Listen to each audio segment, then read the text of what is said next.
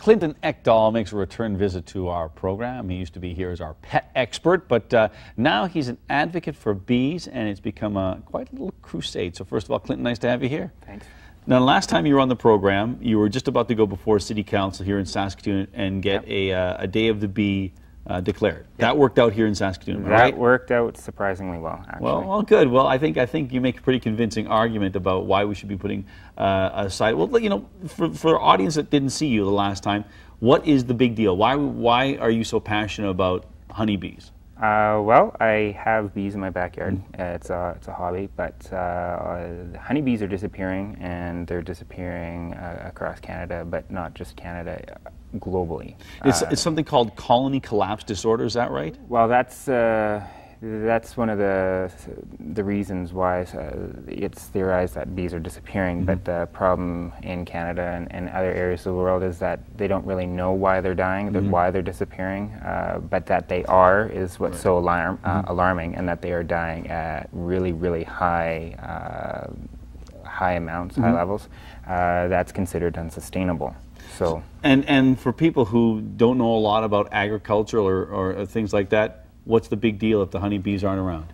Well, the big deal is that they are responsible for so much of our food that we eat. Up to a third of all of the food that we eat is as a result of their work. Is the pollination? The pollination of plants and the crops, the food crops that we have.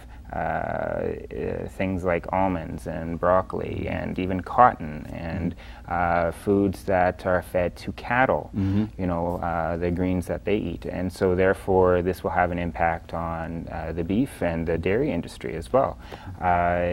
Millions and millions of dollars. It's so far reaching, I think it's almost mind-boggling to most people. To most people it is, yeah. Now, the campaign started here in Saskatoon, but I've got a binder here that you supplied me with, and you have proclamations from how many cities all across Canada now? Officially there are 55. Wow, like Victoria and Kelowna and you know, Saanich and, you know, Orillia, Ontario and Kingston, Ontario.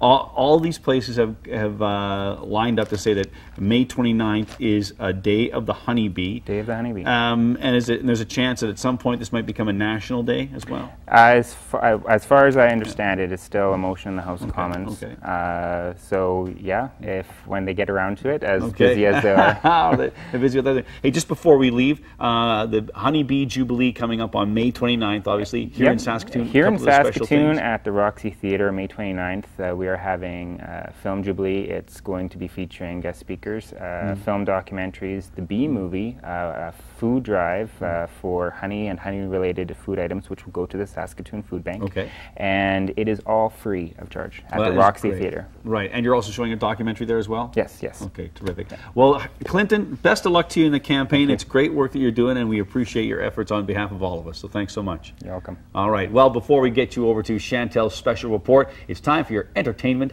headlines.